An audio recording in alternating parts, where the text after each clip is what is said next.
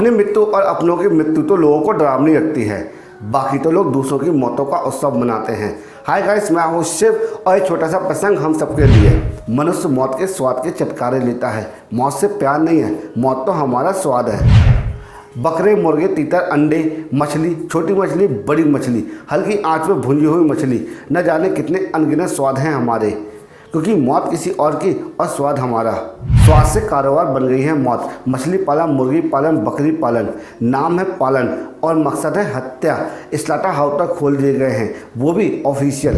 गली गली में खुले नॉनवेज रेस्टोरेंट। मौत का कारोबार नहीं है तो और क्या है। मौत से प्यार और उसका कारोबार इसलिए क्योंकि मौत हमारी नहीं है, जो हमारी तरह बोल नहीं सकते, अभिव्यक्त नहीं कर सकते, अपनी सुरक्षा स्वयं करने में असमर्थ नहीं है। उनकी असहायता को हमने अपना बल कैसे मान लिया कि उनमें भावनाएं नहीं होती।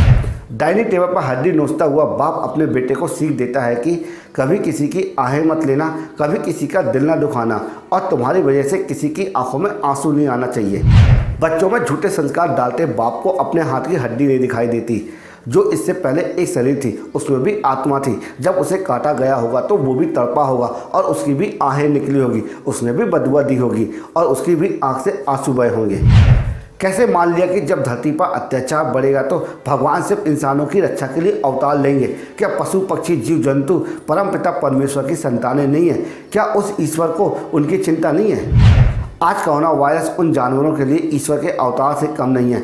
जहाँ पर कोरोना का कहर बरस रहा है, वहीं पर जानवर बड़े ही स्वतंत्र घूम रहे हैं और पक्षियाँ चहचहा रही हैं। पशु पक्षी जीव जंतुओं को पहली बार इस धरती पर अपना अधिकार नजर आया है। पेड़ पौधे ऐसे लहलहा रहे हैं जैसे उन्हें नई जिंदगी मिली हो। सृष्टि के निर्माता द्वारा रचिता करोड़ों योनियों में से एक कोरोना ने हमारी औकात बता दी है। घर में घुस के मारा है और मार रहा है और इसका हम कुछ नहीं बिगाड़ सकते।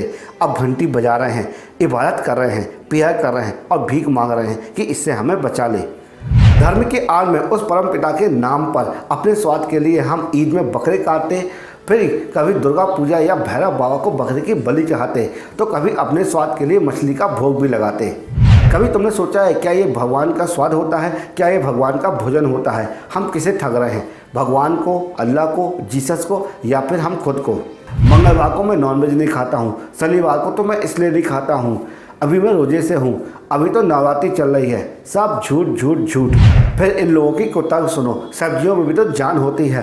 तो सुनो, सब्जियां सत्संग नहीं करती है, ना ही वो किसी प्राण से जन्म लेती हैं, इसलिए उनका भोजन उचित है। ईश्वर ने बुद्धि से तुम्हें दी है ताकि तमाम योनि में भटकने के बाद मानव योनि में तुम जन्म मृत्यु के चक्र से निकलने का रास्ता ढूंढ सको, लेकिन तुमने इस मानव योनि को पाते ही स्वयं को भगवान समझ लिया। आज कोरोना के रूप में मौत हमारे सामने खड़ी है।